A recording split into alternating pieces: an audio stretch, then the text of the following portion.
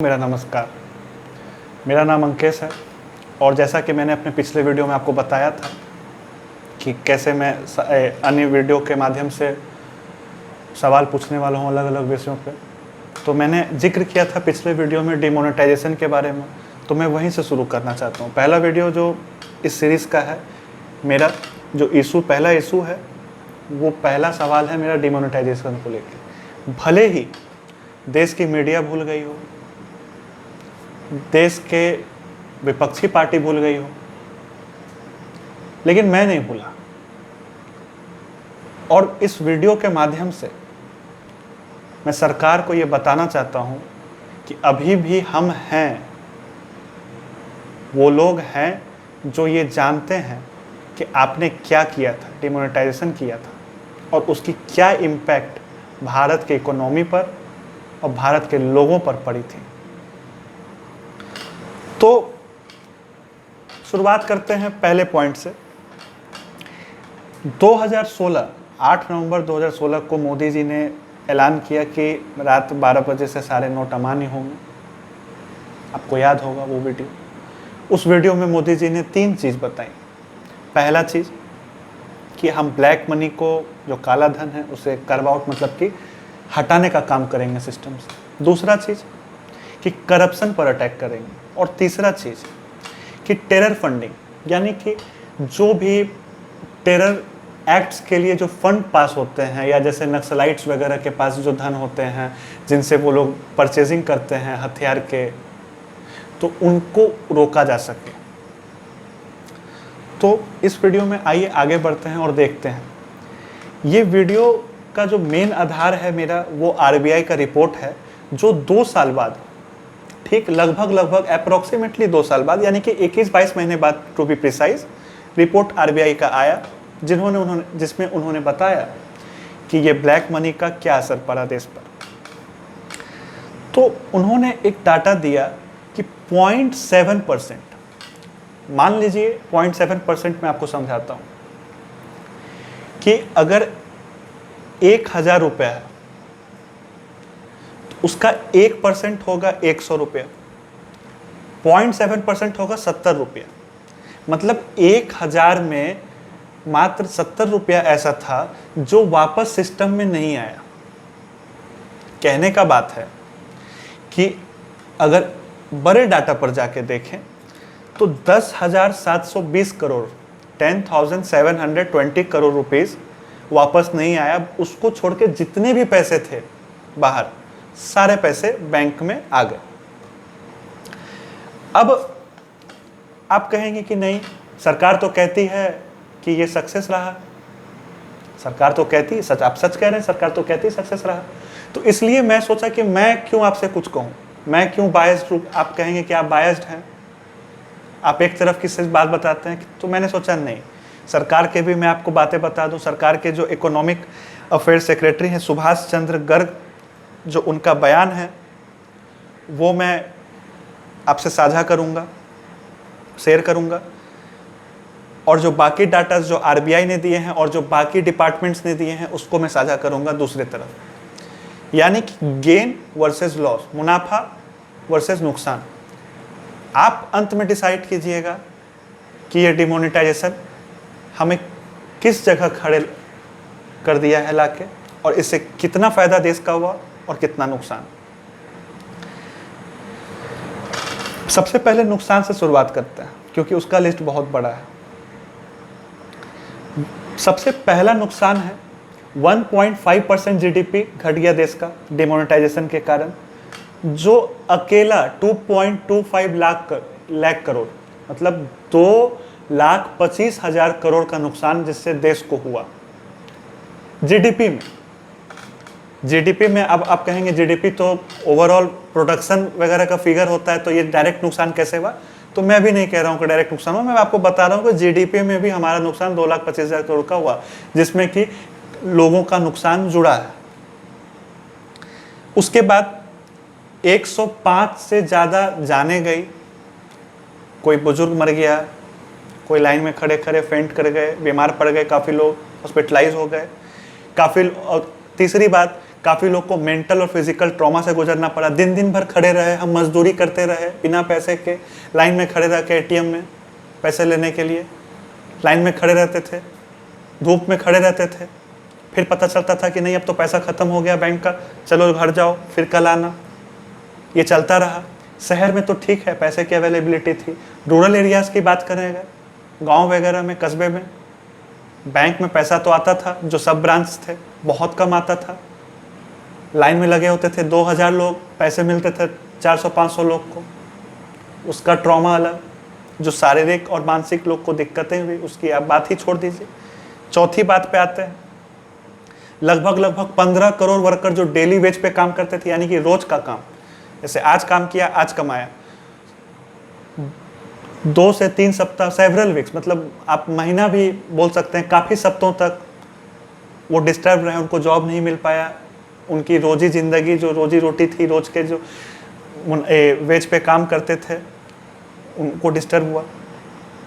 5वां चीज़, आरबीआई का कहना है कि 2 साल में हम 13,000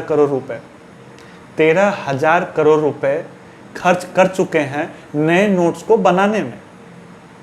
और हमने आपको सबसे पहले क्या बताया था कि 10,720 करोड़ रुपया है जो बैंक में नहीं आया, और हमने नए नोट बनाने में कितने खर्च किए, 13,000 करोड़। बाकी ऊपर का सारी बातें छोड़ दीजिए, जो मैंने आपको बताया कितने जीडीपी में लॉस हुआ, कितना जान गया, उनके अलावा मैं आपको सिर्फ मॉनेटरी वैल्यू बता रहा हूँ।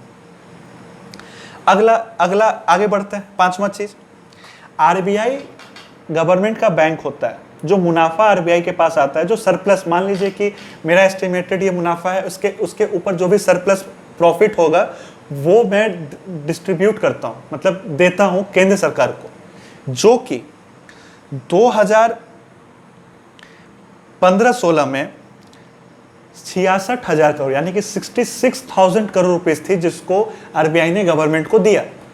सरप्लस अमाउंट जो होता है हर साल का होता है, ये आप देख सकते हैं जाके डाटा। वही पैसा 2016-17 में यानी कि डिमोनेटाइजेशन के नेक्स्ट ईयर 31,000 करोड़ पे आके गिर गया। अप्रोक्स वैल्यू में बता रहा हूँ, ये 66,000 31,000 करोड़ अप्रोक्स वैल्यू बता रहा हूँ मैं, 31,000 करोड़, यानी कि अकेला साल में 35,000 करोड़ रुपए का नुकसान। आप नुकसान बस जोड़ते जाइएगा। अगला CMIE, मैं पढ़ के इसका फुल फॉर्म आपको बताता हूं, centre for monitoring Indian economy. उन्होंने कहा कि 15 लाख, ध्यान से सुनिएगा, 15 लाख नौकरियां लोगों को गंवानी पड़ी डिमोनेटाइजेशन के कारण। और देखिए इसका लिस्ट एंडलेस है, ये खत्म नहीं होता है ये लिस्ट इतना पे। आप देखिए, जो छोटे रोजगार करते थे, जो डेली वेज पे काम करते थे, उनको तो नुकसान हुआ ही। जिनका छोटा रोजगार था, यानी कि छोटा फैक्ट्री वगैरह मान लीजिए है, जो चालू खाते पे पैसे पे काम करते थे, उनको नुकसान अलग हुआ, ठीक है। और इस तरीके से बहुतों लोग को नुकसान हुआ। अब बात करते हैं गवर्नमेंट की। अब आप कहेंगे तो ये तो सिर्फ भैया आपने नेगेटिव बातें बताई, गवर्नमेंट तो कहती थी, अब मैंने पहले बताया था गवर्नमेंट कहती है कि नहीं ये सक्सेस है हमारा। तो अब मैं बताता हूँ कि गवर्नमेंट के जो इकोनॉमिक अफेयर्स सेक्रेटरी थे उस समय के, सुभाष चंद्र गर्ग, इन्होंने अपने बयान जारी करके उन्होंने कुछ बातें कही। उनमें से आपको मैं पॉइंट में बात बता रहा हूँ। पहला पॉइंट, फ़ायदा इन्होंने जोड़ाया कि फ़ायदा क्या है इससे। इन्होंने कहा कि 3 से 4 लाख करोड़ रुपए, यानी कि मान लिया जाए कि हमारे बैंकिंग सिस्टम में अभी 16 लाख करोड़ रुपए है, ठीक है, 16 लाख करोड़ रुपए है।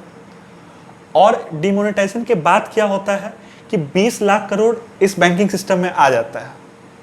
मतलब कि ये 4 लाख करोड़ लोग के पास हुआ करता था कहीं पे कैश के माध्यम में, ब्लैक मनी हो या जो भी मनी हो। यानी कि ये जरूरी नहीं है कि ये 3 से 4 लाख जो आया है ये सारा ब्लैक मनी ही है, ऐसा नहीं है। ये कैश था जो कि बैंक सिस्टम में इंक्लूड हो गया, 3 से 4 लाख करोड़। इनका अगला डाटा देखिए, इन्होंने कहा कि हमें 1,75,000 करोड़ 1.75 लाख करोड़ इतने रुपए मिले जो कि गलत तरीके से लोगों ने डाला है इसमें, जिसकी आईटी डिपार्टमेंट जांच कर रही है, ठीक है।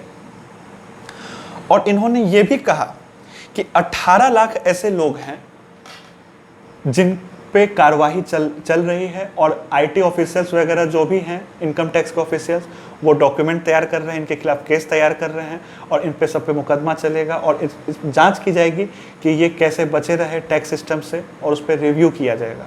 ठीक है, अब आप ये समझिए कि पहला इन्होंने क्या बोला, 3 से 4 लाख करोड़ रुपए एक एडिशनल बैंकिंग सिस्टम में आए।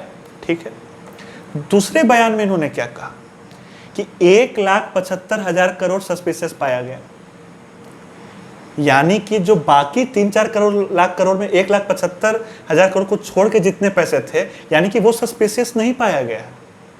That is genuine. हम 1,75,000 करोड़ रुपया को पकड़ा, हमने 18 लाख लोगों को भी हमने पकड़ा और इसका कीमत जो चुकाना पड़ा मैंने आपको बता दिया।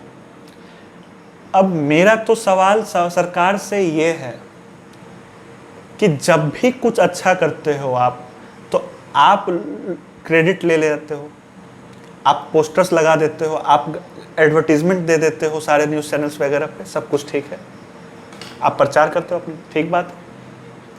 लेकिन मोदी जी, हम देशवासी आप पे भरोसा करते हैं। जब आपने डिमोनेटाइजेशन किया, हम सब लोग गए, लाइन में खड़े रहे, विपक्षी पार्टियां कहती रही कि आपने बताया नहीं, आपने ये नहीं किया, आपने वो नहीं किया। हम सुनते गए, हम सबको एक तरफ छोड़ गए, हम लाइन में लगे, खुशी खुशी लाइन में लगे। कुछ लोग को तकलीफ हुई, हमने ये सोचा कि नहीं, ये देश के लिए अच्छी चीज़ है, लेकिन आप बताइए कि ये देश के लिए एक नुकसानदेह एक्ट साबित हुआ, तो इसकी जिम्मेदारी आप क्यों नहीं लेते हैं? जब हम आपकी इतनी इज्जत करते हैं, हम इस सम्मान किया हमने इस आदेश का, आपके डिमोनेटाइजेशन का, जब इसका कोई फ़ायदा नहीं हुआ, इससे उल्टा नुकसान हुआ देश को, या आप जो डाटा मैंने बताया इसको सुनने के बाद अगर आपको लगता है कि नहीं नहीं नुकसान नहीं, फ़ायदा ही हुआ है, तो ठीक है, फ़ायदा ही सही, आप मान लीजिए। लेकिन जो भी दिक्कतें आई उसके लिए आपने क्या एक बार भी देश से माफ़ी मांगा? या ये कितनी बड़ी चीज़, आप ये कह सकते थे ना देश से, हमसे आप कह देते कि देखिए हमने तो एक अच्छा एक्ट था, इस सोच के काम किया, ये एक्ट उस तरीके से साबित नहीं हो पाया हमारा, लेकिन कोई इल इंटेंशन नहीं था, हमने अच्छा सोच के इस काम को किया, इसमें बहुत लोग को तकलीफें आई और देश को उस तरीके से फ़ायदा नहीं हुआ, इस बात के लिए हमें शर्मिंदगी है, या हमें माफ़ कर दीजिए, या हमें हमसे नाराज़ मत हो, ऐसा कुछ भी कह देते आप। अरे हमने तो आपको 2019 में भी जिता ही दिया, हमने कहा नहीं जिताया। लेकिन इस एक्ट की या इससे जो नुकसान हुआ, इसकी जिम्मेदारी तो आप लीजिएगा। अगर आप एक अच्छे एक्ट की सराहना लेते हैं तो आप ताकत रखिए कि एक जब गलत काम आपसे हो रहा है या कोई गलत डिसीजन ले लिया गया है जिससे देश को नुकसान हुआ है, उसके लिए आप माफ़ी भी मांगने का ताकत रख लीजिए। इतने बड़े आप नेता हैं। मेरा आपसे बस यही अनुरोध है कि देश को आप पे विश्वास है, उस विश्वास का गलत फ़ायदा मत उठाइए। अगर हमने आप पे विश्वास किया, उस विश्वास का गलत फ़ायदा मत उठाइए, और अगर आपसे गलती हुई तो इस बात को आप मान लीजिए। हम आपसे कुछ कह नहीं रहे हैं, हम उस चीज़ के लिए भी तैयार हैं। बस आपसे हम इतना अनुरोध कर रहे हैं कि आप रिस्पॉन्सिबिलिटी तो लीजिए इन चीज़ों की, इन नुकसानों की। बहुत बहुत धन्यवाद।